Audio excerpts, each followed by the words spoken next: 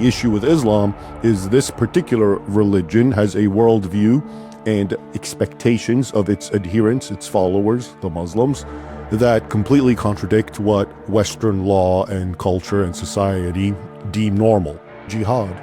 You're supposed to expand Islamic hegemony by force, by violence. Its origins are fundamentally different to those of Christianity and those of Judaism. There is this sense that the Crusades were one of the great crimes, indicative of a sickness in the West, which has always been hostile to Islam, has always had this violent tendency. Reality is, my understanding of the Crusades is actually in keeping with how people understood Crusades for centuries, is that they were warfare, they were just wars against hostile enemies who were engaged at that time in extremely atrocious behavior against Christians.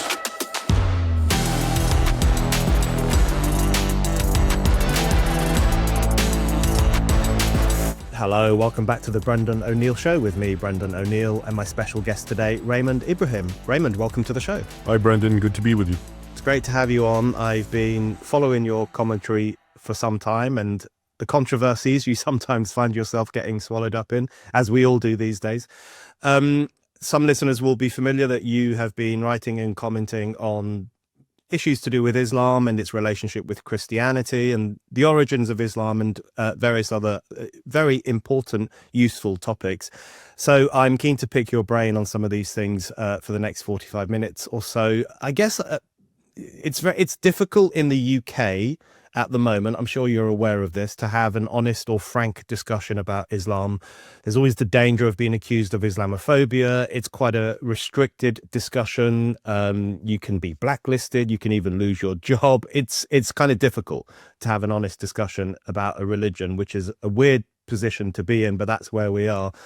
So to kick us off, to have that kind of discussion, I guess the starting point should be the starting point. I wonder if you could say something about the origins of Islam, where it comes from, what we might get wrong about the origins when we're talking about it. Yeah, well, it's a vast, obviously, question. So I think I'll try to answer more of what you were trying to get at, which is why can't we talk about it, and including its origin. So, of course, in its origin, it comes from Arabia, founded by the Prophet Muhammad in the 7th century. And we have the Quran as an end result. We also have what's called the Hadiths, and these are the two textual sources that inform all Islamic conduct and behavior. And the long and short of it is a lot of it is not conducive to what Western standards expect, okay? So that's inherently, I think, the issue. The West, of course, believes in freedom of religion, and but the issue with Islam is this particular religion has a worldview and expectations of its adherents, its followers, the Muslims, that completely contradict what Western law and culture and society deem normal. Hence why we have this phrase, radical Muslim, radical Islam. This is the way we comfort ourselves into thinking there's some extreme perverted version of Islam, instead of acknowledging that actually the teachings themselves are radical by Western standards. And so, to give you just a few examples, jihad. So jihad, which is offensive warfare in its primary manifestation, is basically just part of the religion. You are, as a Muslim, especially as a polity, as an entity, a caliphate, a sultanate, you're supposed to expand Islamic hegemony over all non-Muslims by force, by violence. And this is in fact how the vast majority of what we call the Islamic world was forged, through violent conquest.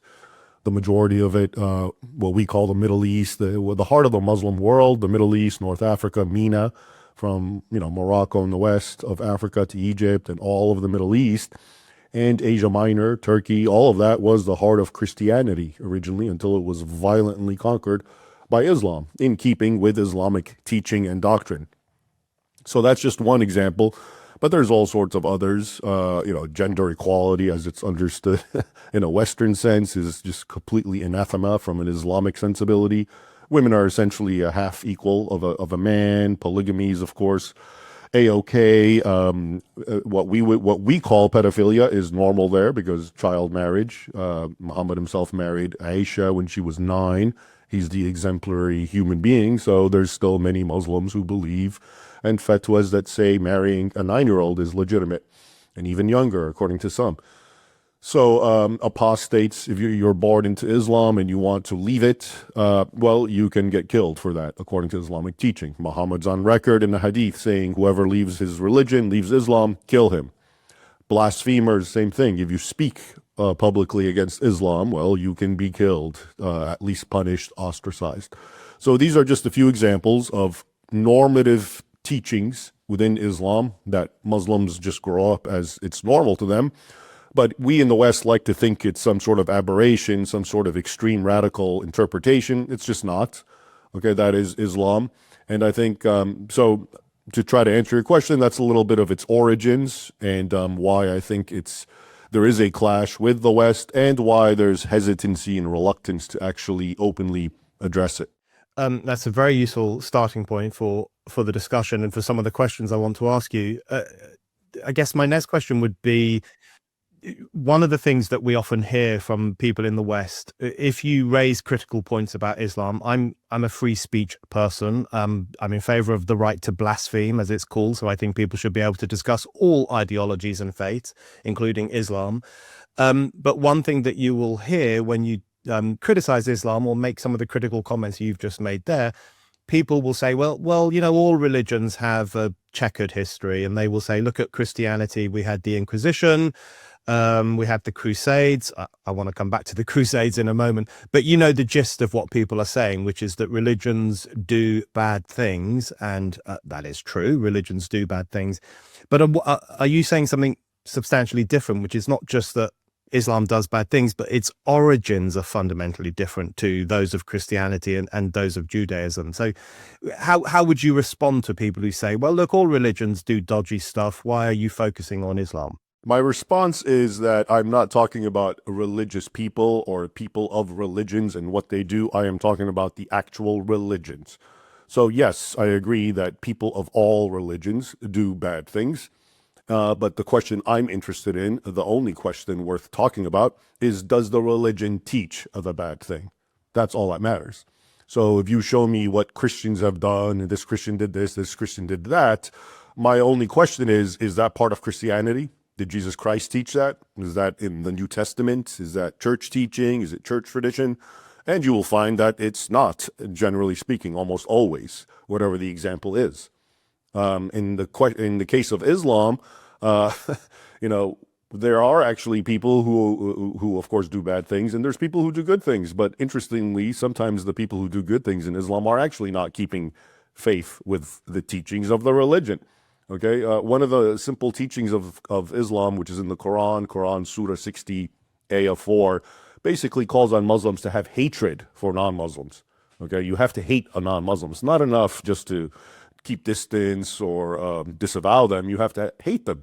And this is actually an entire doctrine. I've watched actual popular clerics speaking in Arabic saying, yeah, you can marry a non-Muslim, but you have to hate her in your heart.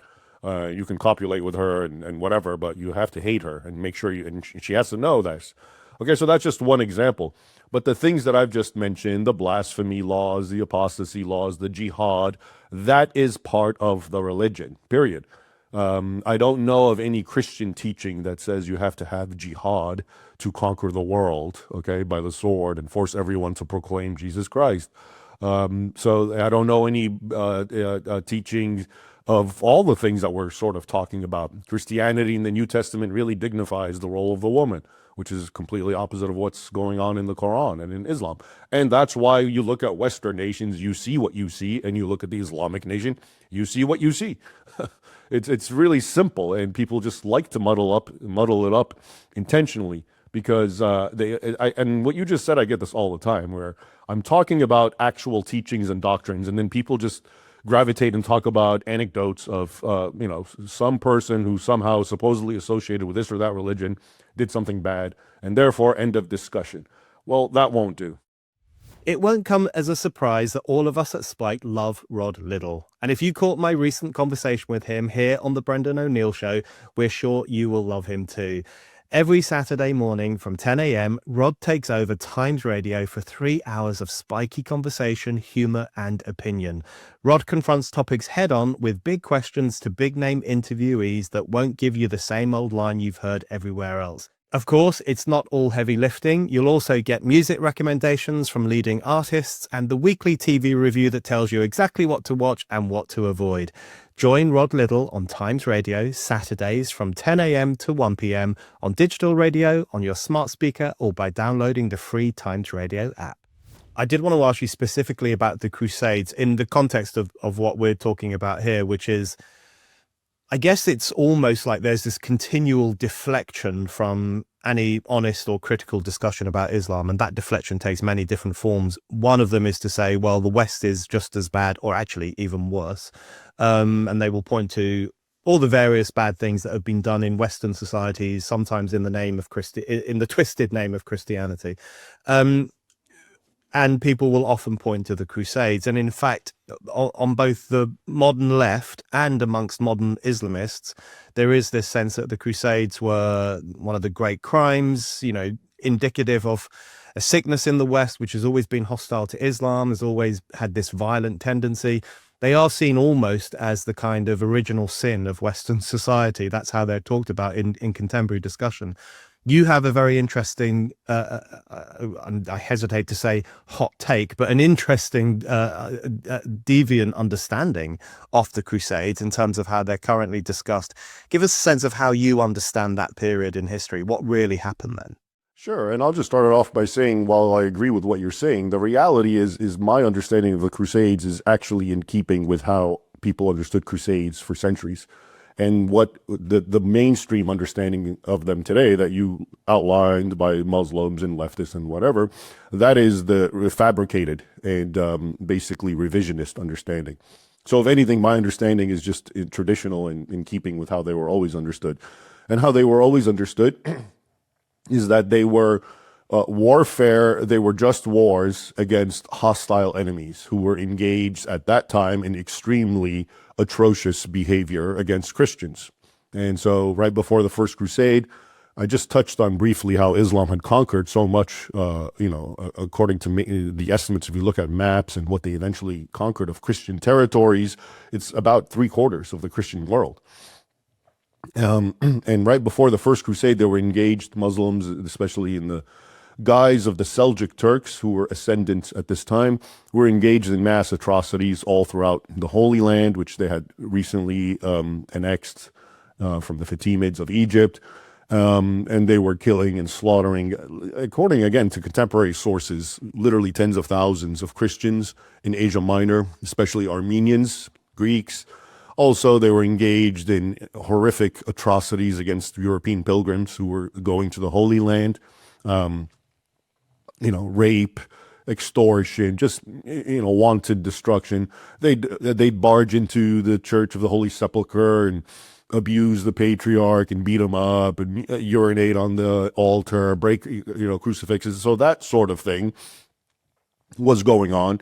And back in those days, European Christians actually cared about that sort of thing. They cared about religion. They didn't like seeing their faith dishonored and their co-religionists abused and killed, actually.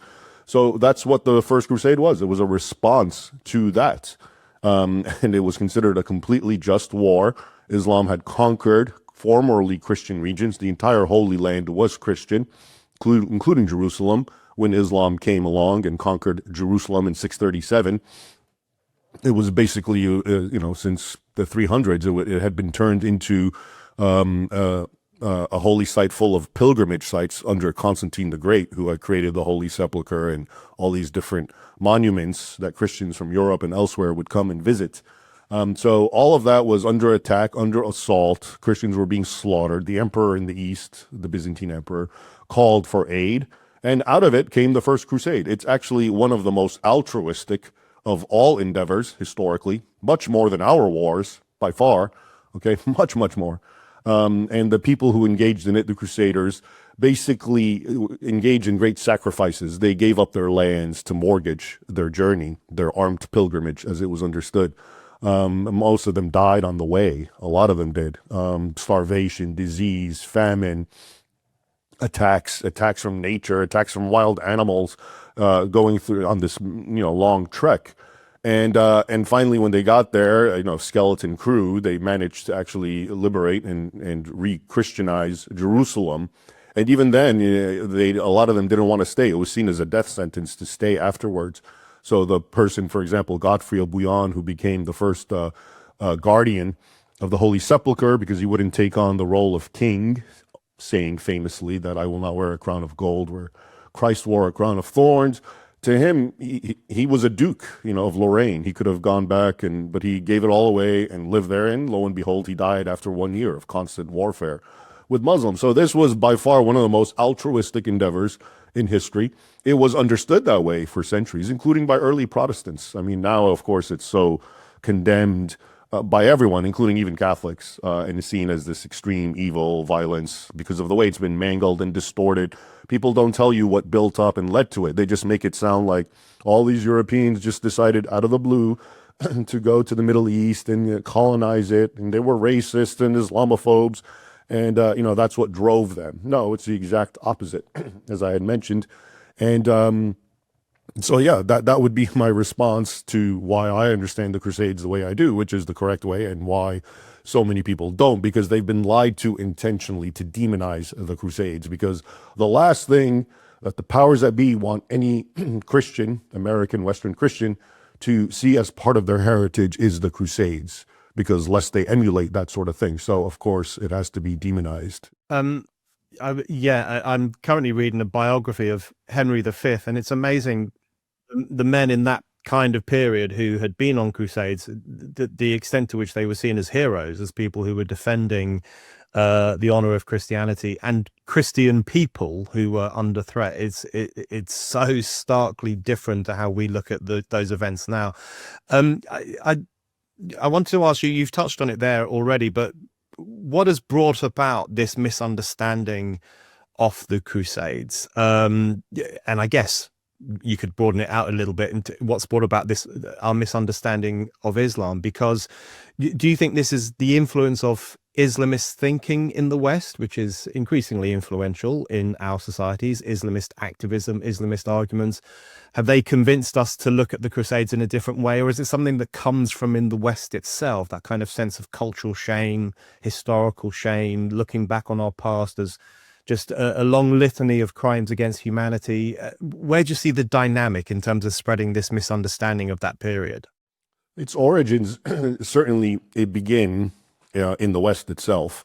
Muslims, Islamists exploiting it. I'm sure that happens all the time, but I think that's very much secondary to the impact of the intrinsic impact within the West itself. Muslims are basically riding that wave, but the wave is already there. I think it goes back to this idea, which starts growing in the 60s maybe, but it has precursors before that, which is the root of all evil is Europe, is the West.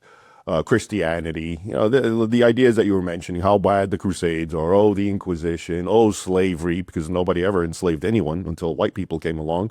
So all these ideas really fermented and really became dominant in the 60s. And then, of course, Hollywood took them and really, really went extreme, okay, way more than what academics were saying. Of course, they overly sensationalized it.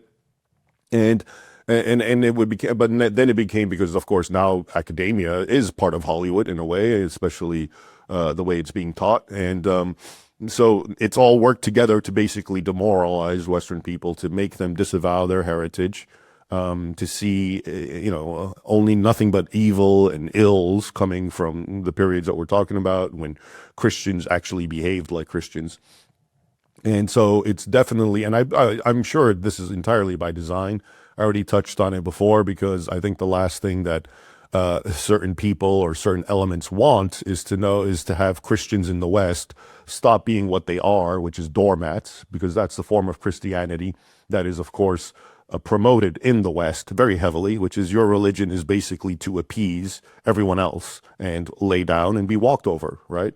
It wasn't like that before. So, and that's, I think, the whole idea. They want to make sure you keep thinking that way. That way you are very much agreeable to any agenda that anyone has. And you pat yourself on the back and say, look, I'm holy and I'm virtuous. It works really perfectly. And at the same time, they definitely don't want you to remember the sorts of things that I'm talking about, that I write about, the Crusades, that mentality, that Christians could act that way and believe in that sense. Because if they did, if Christians in mass actually reclaimed their more robust heritage, I think that would spell a lot of trouble for a lot of people. Yeah, I mean, if you look at the UK at the moment, I want to ask you about the UK specifically. The contrast between the kind of current wimpishness of Christianity and sometimes quite arrogant approach taken by Islam it's a striking contrast. So Christians are constantly self-flagellating for their supposed historic crimes, whereas Muslims engage in acts of public prayer that sometimes look more like political statements rather than religious ones. And we have all these kinds of tensions going on in our society, and no one knows what to do about them. But I did want to ask you, in relation to the Christianity question, I wanted to ask you about Islam's current approach to Christianity, particularly in other parts of the world. I mean, people will know about the Nigeria situation. I know you've got Coptic heritage, and Coptic Christians suffered enormously under ISIS. People might be familiar with the Coptic martyrs from 10 years ago, I think, who were publicly beheaded by ISIS, or it was filmed. Really extraordinary medieval stuff. When you give us a sense of what the current Islamic tension with Christians is like in some of those parts of the world. I mean, how bad are things getting? And I guess also, why aren't we talking about it more here in the West? The easiest way I can summarize this for you most objectively, I think, is that there's an international human rights organization known as Open Doors, who's been around for decades, and annually they publish a report called the World Watch List, which ranks the 50 worst nations that persecute Christians around the world. And if you look at it, as I do every year, I analyze it, I write about it. If you look at those 50 nations, something like 38 are Islamic, okay? And the source of the persecution is, they give it different names. One is Islamic oppression. And if you look at the absolute worst, because they categorize it according, the worst form is called extreme persecution. And this afflicts, I think, something like 13 countries out of the 50. And that means basically, if you're just found as a Christian, you could just get killed, thrown in jail, just mauled, whatever.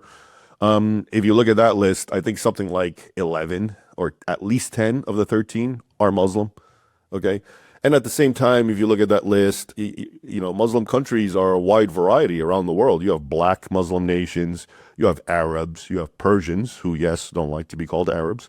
You have Afghans, you have Pakistanis, you have Indonesians, like Chinese Sinic looking people, Filipinos. And why is it that all these different countries, different races, different languages, different socio-economic, political circumstances, why do they all have Christian persecution? Well, obviously, the only common denominator is Islam. Okay, so yes, the Muslim persecution of Christians is a real thing. I've been writing about it. I have one book dedicated to it, came out 2013, called Crucified Again. But before that, since 2011, I've been writing monthly reports, which basically look at every month and see, what happened to Christians. And it just keeps getting longer and longer. Maybe your average report now is two dozen accounts, which range from outright massacres and beheadings in places like Nigeria, under ISIS, Mozambique, increasingly Democratic Republic of Congo. But before that, we saw it in ISIS in the Middle East as well, and other terrorist organizations. Or it could be something as benign as the government itself bans churches, arrests Christians for meeting and praying, that sort of thing. So it's a real thing. And as you mentioned, yes, of course, it's not something we're supposed to know about, because the controllers of our epistemology and information, of course, don't want you to know that, just like they don't want you to know the truth about the Crusades, because there is an actual war going on for your mind and your soul. And and it's all about information, what's hidden from you and what's shared with you, and the lies and the propaganda that are, people are bombarded with to get them to agree and accept a certain agenda. It's all lies. And to find out that Christians are the most persecuted people in the world, and the vast majority of it is under Islam, obviously won't do. And that's very well put. And it made me think, to what extent do you see this persecution of Christians? And some listeners to this podcast will be familiar with it. They might not know the extent of it because it just doesn't get the coverage that it should, because it doesn't fit into a certain narrative. To what extent do you think the persecution of Christians by either Islamic groups or in Islamic nations is a continuation of some of those historical events we've just been talking about in relation to the conquering of large parts of the Arab world, North Africa, even right to Spain in the old days, in terms of the conquering of formerly Christian lands by Islamic movements? Is this a continuation of that? Or because, as you said earlier, people see it as an aberration. They see Islam now as, it might have had rough origins, but it's now a pretty settled religion. That's the understanding. But do you see this kind of persecution as a continuation of what's happened before? Absolutely, it's a continuation, and it's very demonstrable.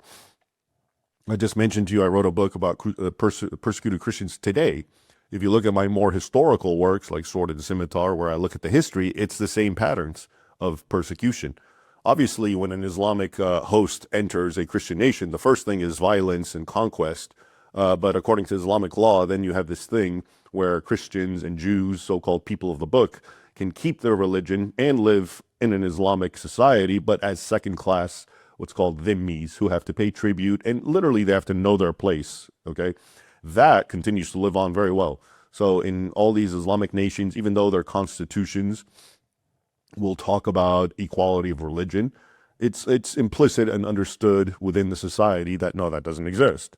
Okay, so Egypt, for example, we mentioned it, was inherently a Christian nation in the 7th century, one of the largest, if not the largest, Christian nation at the time in the world. And when Islam invaded it, it conquered it, and then it gave them that choice where you can keep your religion, but you have to pay tribute and be a third-class citizen. But according to this pact, it's called the Pact of Omar, or the Stipulations of Omar, you can't build a new church. You can't renovate a church. You have to let it wait until it falls apart. For example, you can't publicly express your Christian faith or talk about your religion or show a Bible or a cross. And that's still the case till this very day. And again, not on paper. On paper, it looks good. It looks normal. It looks equal. But everyone knows, from the government higher ups to the Muslim population to the Copts themselves, understand how it works. So habitually, if a Christian is accused of, repairing, the bathroom of their church, a Muslim mob will rise up and attack them. If they actually are accused, or someone thinks they're going to build a church, an even bigger one rises, even if they did finally get a permit after waiting 50 years. And then the authorities either look the other way, and then finally they revoke the permit and say, oh, the church is a security threat, because Muslims are angry at it. So you still have that kind of thing going on, the spirit of this, supremacism and discrimination that still completely exists all throughout the Islamic world, where Christians are, and you still have, of course, and where they're still not fully subjugated. Let's say a place like Nigeria, which is half Christian, half Muslim. Well, you have a full-blown jihad, just like the historical manifestation, where it's just outright violence and carnage until Muslims can get that upper hand, and then you live as a base second-class citizen. So, if anything, it's perfect continuity that I see, the same exact patterns based on changing circumstances, evolving situations. But again, it's not the kind. Just the same people who are hiding the history are also hiding the current events. If you have a question about British politics, Israel, Iran, or any of the other topics we've been discussing here on the Brendan O'Neill Show, then I would love to hear from you at my upcoming Q&A event. The Q&A will take place live over Zoom on Tuesday, the 9th of June, and is exclusive to Spike supporters. That means if you're already a supporter, you can sign up for your free ticket right now by clicking the link below. And if you're not yet a supporter, why not become one right now? Follow the link in the description and get yourself access to exclusive or discounted tickets to all our events, plus unlimited access to the Spiked website. I hope as many of you as possible will join me at the live Q&A next month, and I look forward to answering all your questions there. See you then. Okay, I'm going to ask you the $1 million question, the question that you're not supposed to ask anyone, and it's a very prickly topic. is Islam compatible with Western society? Because we've talked about, you've just talked there about Islamic countries, and I think few people would deny that people are persecuted in Islamic countries. I mean, idiots on the left would, but most normal people would recognize the truth of that. What about Muslim minorities? We've got a Muslim minority in the UK. There's a Muslim minority in France. I mean, they're growing populations, but they are minorities. There's a discussion about a lack of integration in some instances. We see that in the UK in quite a pronounced way. Muslim communities that are not particularly well integrated for a variety of reasons. And then that sometimes trips over into a discussion about whether their faith is compatible with a Western democracy.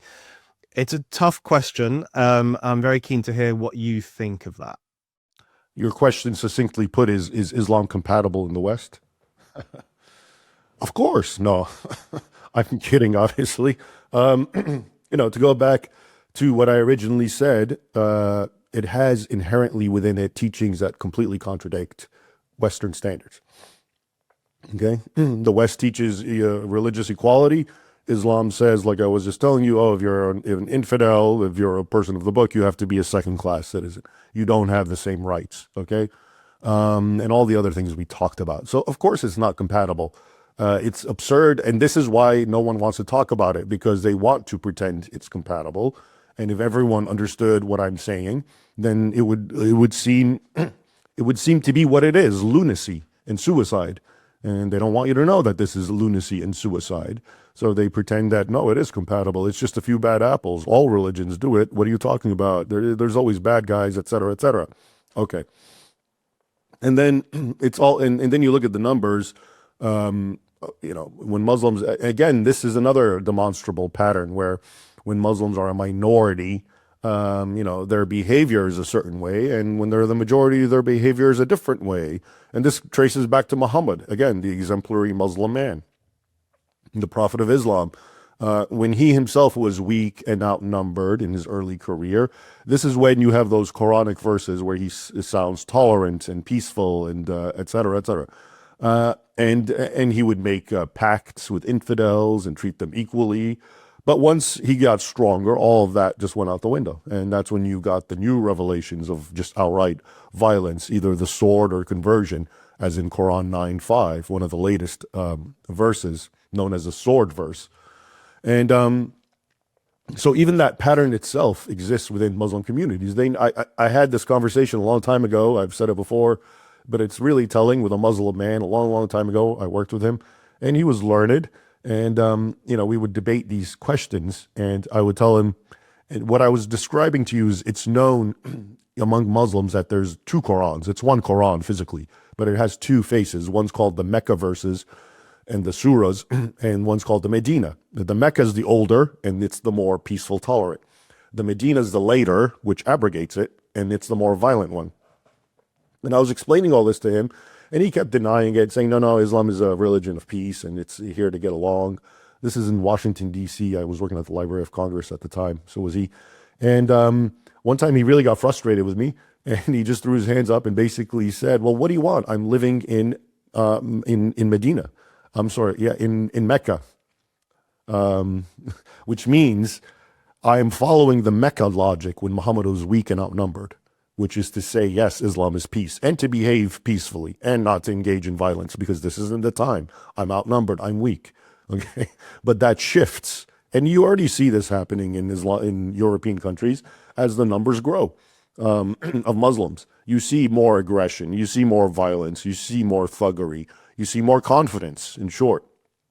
So, it is what it is. And for a long time, people thought that, oh, our leaders, our politicians are just dumb. And a lot of people still think that, but no, I'm here to tell you that's not the case anymore. Nobody can be that dumb. This is by far, to be sure, this is intentional. It's some experiment for whatever ends. There's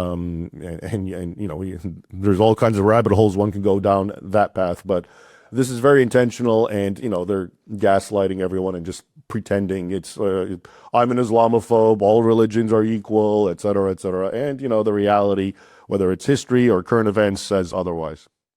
one thing I wanted to ask you about was, it seems to me that one of the problems we face in the UK and other parts of Europe is almost that where there is thuggery amongst followers of Islam, there's almost a structure of permission for it. So I think one of the key problems is not only some of the ideas within Islam itself, as you've been outlining, but also the nature of the West right now. And the nature of the West right now is to be incredibly timid, to be ashamed of itself, to be culturally suicidal in many different ways. And one way in which that expresses itself is by thinking that Islam is a religion of peace. You must never criticize it. It's blasphemous to criticize Islam. It's bigotry. In fact, it's a form of phobia. You should never do it. And it kind of gives a green light to certain forms of behavior because certain people will think they have free reign to say and do as they please because they live in a society that's become quite weak. How important do you think that relationship is in terms of the experiences we currently have in Europe? So not just the problems within Islam, but problems within the West, especially as pertaining to the idea of Islamophobia, the idea that you mustn't criticize this apparently pristine, perfect religion. All of the West's problems with Islam are 100% the West's fault. Okay, it's well past time of saying, oh, Islam is violent, Islam is intolerant, Islam is this, because guess what? Islam is not invading Europe with the sword like it once did, and Europeans did whatever they could to fight back, sometimes prevailing, sometimes being conquered in places like Spain, the Balkans, and so forth. So, as I always say, Islam is not invading, it's being invited, and that's the whole point. Okay, all these issues that are happening in Western nations at the hands of Muslims, it's 100% the Europeans' fault. Specifically, if you want to point fingers at the policymakers and the people on top, the culture, formers, the people who that control the media. These people are all working together to make sure that Muslims can come in, that you can't criticize them, and that they can, run havoc in your society. So that's really the problem. And I think people need to understand that, because all too often they just kind of veer off, and what they do is they just focus on Islam, hate Muslims. And that's not what I'm here to preach. I'm not saying that. I'm just saying Islam is what it is. It is a hostile creed. Everyone knew this historically. Muslims know this. But the West today is in a situation where it need not suffer from Islam. Certain countries, Hungary, Poland, they don't have this problem. Okay, all they had to do is put up a fence and just say no. Okay, and that's it. So you don't have the problems in the UK. So why is Hungary and Poland more powerful economically, militarily than the UK? I don't think so. Or France or Germany? No. So what's the difference? The difference is those countries have done everything possible to weaken themselves and bring in millions of Muslims, and the result is what you're seeing. So people really need to understand the source of the issue. I've given this analogy before, and it's not the most flattering to Muslims, but a lion is a lion. I know it's going to hunt and kill zebras. Okay, so if I put a lion in a zebra enclosure, and lo and behold, it kills zebras, who's at fault, really? The lion or me? I think it's me, okay? 100%, because I know better. The lion's just doing what the lion's going to do. Muslims are going to do what Muslims are going to do. They're inherently tribal. They're inherently supremacist. If you show weakness in front of them, yeah, they'll exploit it and take advantage of it. And rightfully so in their way of thinking. You're just an infidel anyway. So the real issue, again, people, we need to they're stuck in step one. Islam is bad. They need to go to step two, which is, but it's actually affecting you because of your own people. Okay, that's the real issue at hand.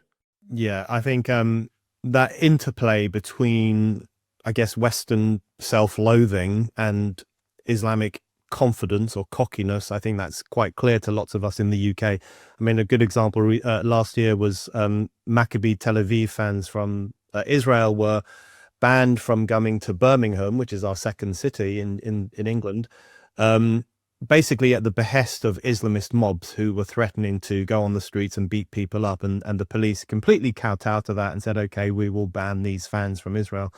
Just a good example of how it's our fault. We completely lack the ability the morality, the spine to be a bit more assertive about what our values are and what we think is the right thing to do. And then, as you say, that can take the form of people saying, fucking Islam is screwing everything up, when actually what the West is doing, excuse my language, what the West is doing is incredibly problematic. Just to bring it to an end, Raymond, I wanted to ask you, we've talked about Islamophobia, one of my least favorite words. I'm sure it's one of your least favorite words. I'm sure you hear it quite a lot because of the work that you do.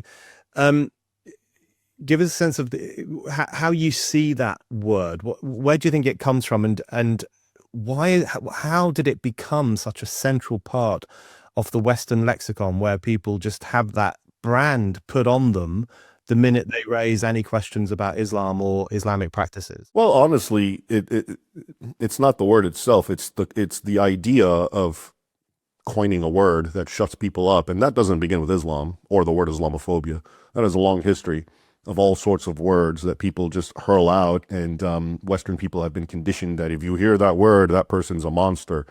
It's a complete like ad hominem form of attack where you don't actually engage the topic, and you just coin these words that are just designed to shut you up.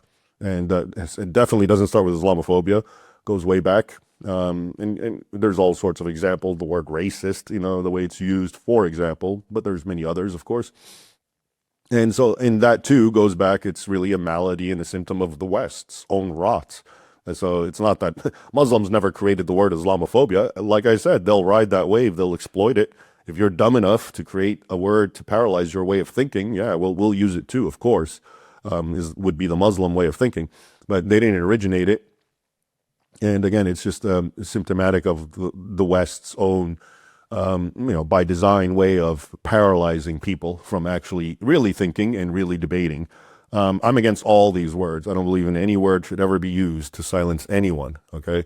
Any word you can think of. When I hear someone accusing someone else of, oh, he's X, Y, and Z, some label, that's a signal to me that guy's right. And the other guy who's calling him names can't defeat him in a debate. That's all that is at this point. And especially, of course, in the current case with Islamophobia. And one last idea about Islamophobia, which I've always found amusing, is the word Islamophobia. It's based on phobia, means a fear in Greek, phobos. But in common usage, modern usage, a phobia is an irrational fear. And so I often say, yeah, you should be Islamophobic. You should fear Islam, but there's nothing irrational about it. Historically, non-Muslims did fear Islam for the reasons we've discussed. So that response is natural and healthy. The lie is making you think it's irrational, that it's just made up, and there's no grounding for that sort of fear. Raymond, thank you very much. You're welcome.